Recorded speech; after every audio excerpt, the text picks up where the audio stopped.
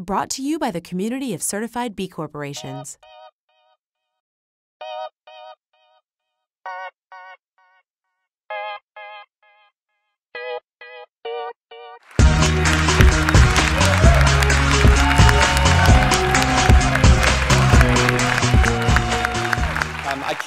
I can't start without taking the opportunity to just express my deep and very emotional thanks to BeeLab for the honor they gave me last night, and especially to Jay for his extremely moving speech. I was telling John a little bit, replicable a little bit, how I felt a little bit of a mixed feeling about that. You know, any kind of lifetime achievement thing makes you feel that little elegiac thing kind of comes into your head. And John's way of comforting me was to point out the reality of the fact that, he said, Bryan, you know, your best years probably are behind you. Asshole!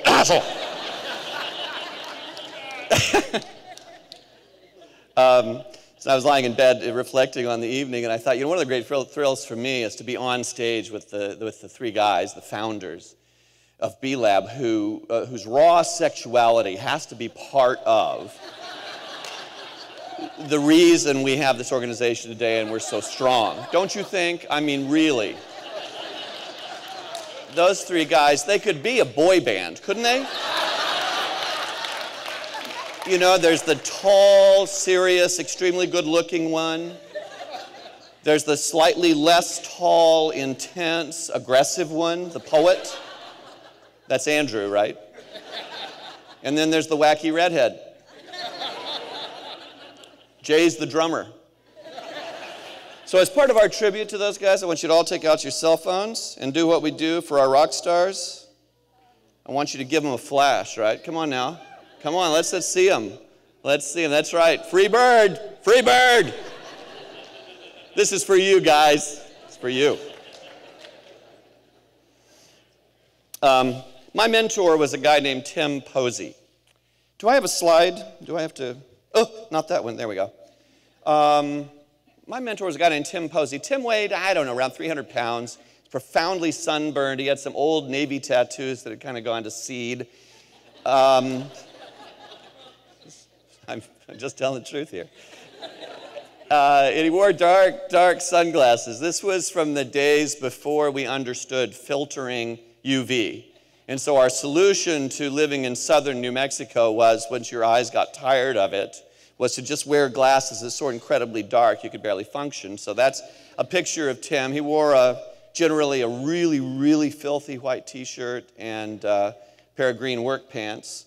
And Tim was my mentor. I was about 8 years old. I started hanging around Tim's house because Tim's business was he owned the trailer park. We lived in a little village on the Mexican border not too far from El Paso, Texas. And Tim owned the trailer park, which was really just a bunch of standpipes that led into septic tanks. It's an awesome business. People pull their trailers in and you hook them up, and then they give you money every month. But Tim's passion was his food. He raised rabbits and chickens and goats. He had dairy goats. He had a huge garden. This is in southern New Mexico in the Chihuahuan Desert. Watermelons and corn. And it seemed to me that this was like magic, you know, that I could take those goats out in the desert in the morning and wander around with them, watching them eat bunch grass and mesquite beans and sometimes the paper off of old tin cans, and take them home at night and get gallons of rich, creamy milk out of them. It was memorable for other reasons as well. One of my chores, as I recall, which I actually remember quite clearly, was when we fertilized the garden. What we did was scraped out the chicken coop and filled a 55-gallon drum half full of chicken manure. And then my job, Tim would put a hose in there, and my job was to lean over in the barrel and stir, creating a slurry, which on an August afternoon in southern New Mexico creates a sensation that's impossible to forget.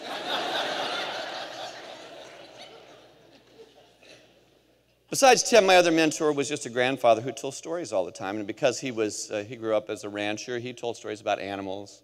He told stories about nature and the wilderness. And so it was my impulse to do that myself. It became to me as a natural vocation, and led me in a very unlikely way to do that for a living. And really, through my years at Ogden Publications and with Mother Earth News especially, it's been my job to tell stories about goats. Probably in any other endeavor, I would have been abjectly unsuccessful, but I happened to somehow stumble into that perfect assignment for me.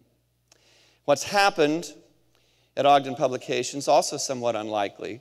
In the past 5 years, our newsstand revenue has gone up by 93%, or newsstand sale has gone up 93%, while the overall industry has declined by 37%. Our circulation has grown 41% over the same time period. Our total audience, thanks to the wonderful digital media, is up 211%. And here's the thing that I love. Now, I'll give you a little while to study this slide, because usually when I just say these statistics out loud, people leap at me, foaming at the mouth, to tell me somehow this can't be true. About a dozen years ago, we started surveying everything. About a dozen years ago, we started asking our readers, well, are you more interested in this or that? Are these topics more interesting or those topics more interesting? Do you like this headline or that headline? Do you like these cell lines or those cell lines? Is this picture better than that picture? And what happened was it radically changed not the nature of our message, not the content of our message, but the language and the visual vernacular that we worked in. Because without knowing it, what we realized is we were speaking a tribal language. We were speaking a language that grew out of where we came from. So we end up in a place today where the Mother Earth newsreader is twice as likely as the average American to say they are very liberal politically, and they are twice as likely as the average American to say they are very conservative politically. That means, furthermore, 9.5% of Mother Earth newsreaders say they are very liberal, and over 20% of Mother Earth newsreaders say they are very conservative politically. We think what happened to us is that when we neutralized the tribal language and instead started talking about clean air and clean water and sustainability and self-reliance and a better planet for our great-grandchildren, that we stumbled across a huge audience of deeply conscientious conservatives who care very deeply about the environment, and nobody was speaking to them. Our success rests with those people. I mean, the growth is largely generated by those people. And I'm incredibly inspired by that. Think about what that means. There's an overhang out there of people who feel deeply conservative in some emotional way and care incredibly deeply about the environment. And the mass media are not talking to them at all, nor recognizing them. And the political spin doctors pretend they don't exist. When they come into the light, what kind of change is that going to represent? Well, I'm very excited about it. I can't really do these two things at one time. I can't concentrate while I'm clicking. So, Flip, would you just do the clicking? You can click whenever you feel like it. If you don't like the clicking, just holler at Flip and tell him to move on.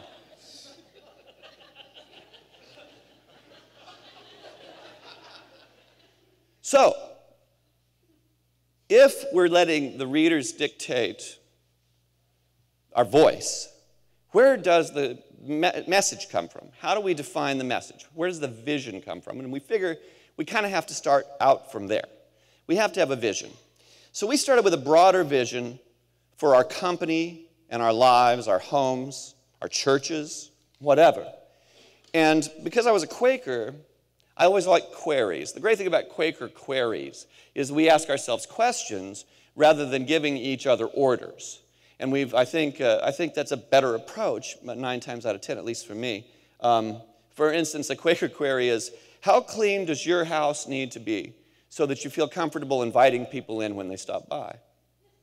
My wife and I did manage in a very un-Quakerly way to wage about a 10-year battle over what the answer to that query was.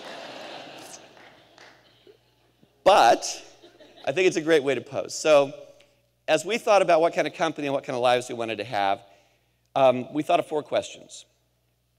We wanted them to be questions that would frame a vision that would have the maximum impact in the world, make our business better as a business and as an enterprise in the world, make our lives better. First question we decided to ask ourselves is it beautiful or does it create beauty? Because beauty is the most powerful motivational tool in the human arsenal. If you look at how people spend money on communication, the percentage of that money that goes to things like celebrity magazines and fashion magazines and art magazines is overwhelming. Beauty is the most powerful motivational tool we have in our arsenal. So we ask ourselves, when we make a new plan, think about a new magazine, build a building, whatever, is it going to be beautiful or will it create beauty in the world? Then we ask, does it create abundance?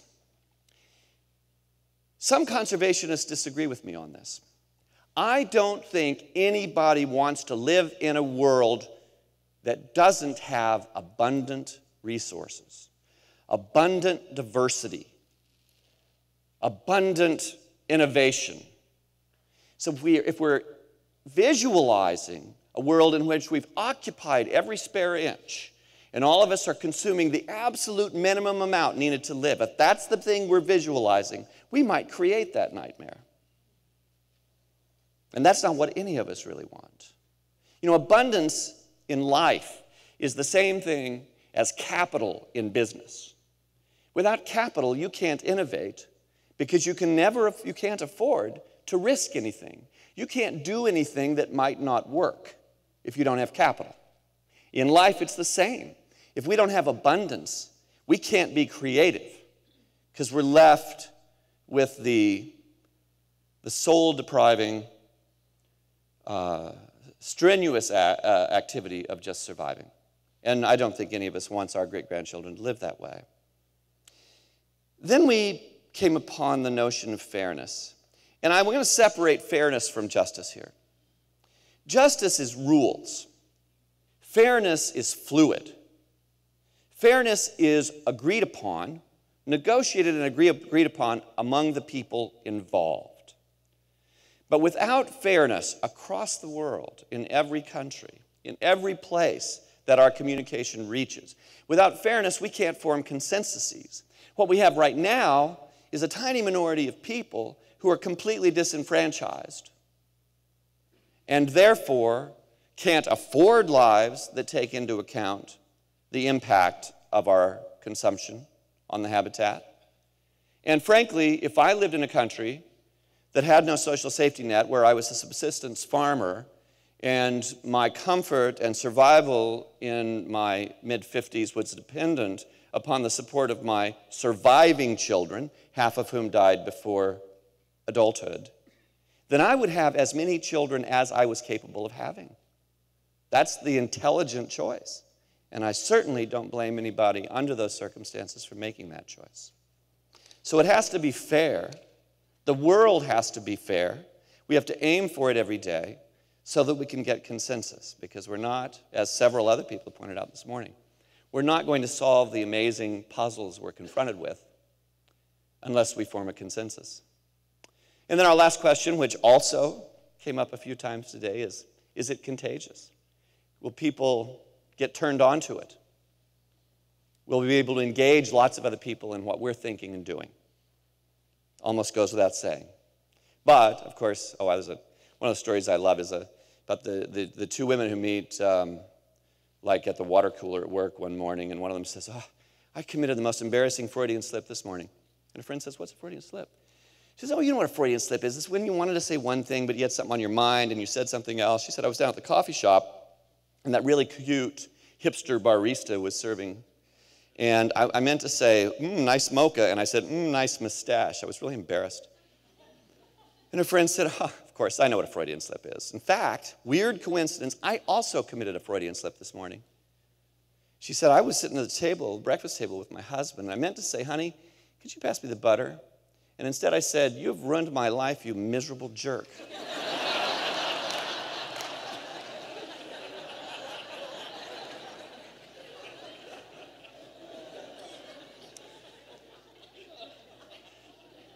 So it's not enough to just make sure your message is contagious. You might want to internalize your love for contagiousness and for communication. Why is vision so important? Well, Steven Pinker wrote a book called The Better Angels of Our Natures, where he points out that we're living in the best times ever. The murder rate in medieval Europe was about 30 times the worldwide murder rate today. If we go back before the 20th century, the historic rate of death in warfare was 9 times the rate in the 20th century, 9 times more deadly.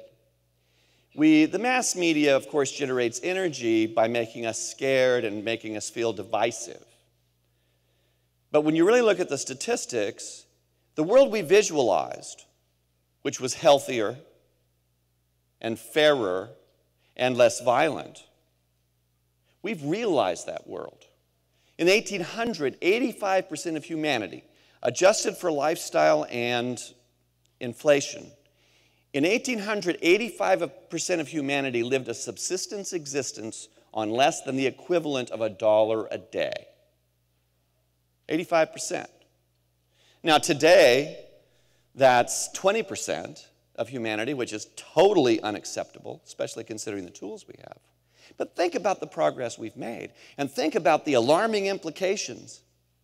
Then when we visualize a world that's more peaceful and healthier and fairer, we create that world. We have done so far. And then think about the implications of visualizing catastrophe. And think about how much of our communication, corporate communication, news communication, think about how much of our communication revolves around exactly that vision. So what are the implications of not taking the time to visualize a wonderful outcome, a beautiful and abundant world where our children and great-grandchildren, our great-great-grandchildren will live? And include in it all the resources you think are important. If we want a world where half of every continent is unspoiled natural wilderness, we can create that world. If we want a world in which the disparity of income is flattened to 20 or 30%, we can create that world. And y'all are already well on your way. I mean, the obstacles are, of course, obvious. And we talk a lot about global warming these days. Global warming is a symptom of human population. The human population's doubled in my lifetime. Not to mention the fact that as the world economy has become more fair, as China and India have advanced, they're consuming more, naturally, just as we do. So those are huge challenges. There's a great one that lies behind it, and I've been writing a book lately. I'll just plant this seed for you to think about. If we cured cancer tomorrow, we'd have to build a new New York City metropolitan area every year to accommodate the additional people. If we somehow managed, as many smart people think we're about to, if we somehow managed to extend human lifespans 100 years or something like that, 8 more New York cities every year to accommodate those of us who are hanging around. So what that says to me, I may have taken a radical leap here, but what that says to me is that we may have to embrace our own mortality at some point, which goes way beyond just disparity of income questions. We may have to embrace our own mortality. And when I think about it, when I look around at the people in the airport or the people in Walmart, and I see people who are capable of that kind of sacrifice, of actually curtailing not only their reproduction, but their lifespan for the good of future generations and the planet. The people I see are beautiful. Remember, I did say Walmart. I didn't previously find them beautiful, but in that context, I do. And for me, it's changed. That whole notion has really changed my life. It's changed the way I feel about it. And every day, I'm happier partially in part because if you recognize that you do want to conserve the planet for the sake of future generations, you do not want to live forever, and ending your life at a reasonable point is a goal, then when I get up in the morning and I go into the bathroom and I look in the mirror, I see evidence of progress.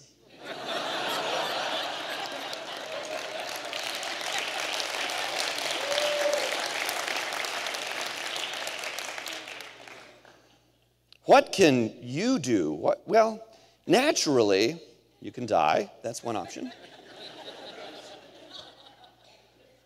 But what you're already doing is reinventing the economy. Our economy is built almost solely on population growth. Traditional industrial economies are built on population growth. Why do we have economic growth? Well, we have economic growth because ever since we invented the industrial economy, we've had more people every year. A lot more people, a lot more customers every year since we invented it. And so it's been rather child's play to create the illusion that it's a super system that creates eternal growth. It's not a super system. It's a system designed for an eternally growing population. And so what y'all are doing in my mind is you're reinventing the economy at the grassroots. You're creating new ways of differentiating based on conscientiousness and relationship and human decency that could form a new model in a world where building the most things at the lowest price no longer makes sense, really. In a world where there are fewer customers every year, the premiums on most stuff at lowest price, I think, cease to exist. I think that underpinning is why we think that's how economies work.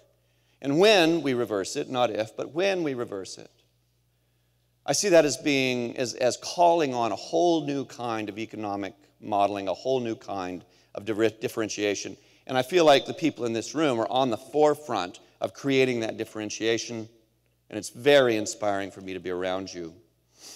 I test my own ideas about communication in the locker room at the Wood Valley Fitness Club in Topeka, Kansas.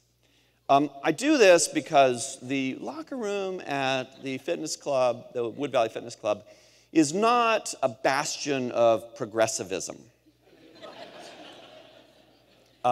These are guys who make their living selling insurance and building Wendy's restaurants, and they're basically down on change. They're not into change. But I find when I talk with great love and passion and enthusiasm about my electric car, or about my organic farm, or my vegetable garden, or my photovoltaics, that they're excited about it. They want to feel the passion and the enthusiasm and the love that I appear to feel.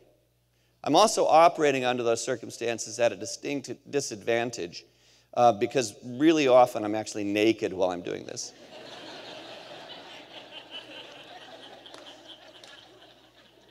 For some people that's an advantage, but not for me, unfortunately. What I can tell you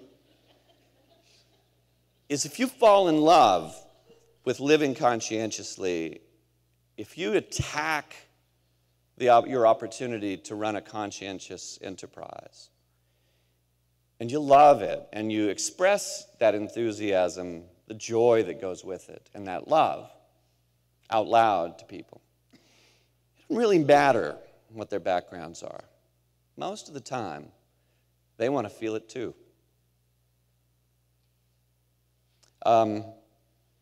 Thank you for letting me share my feelings with you, and thanks for all the honor of having you with me. Thanks very much.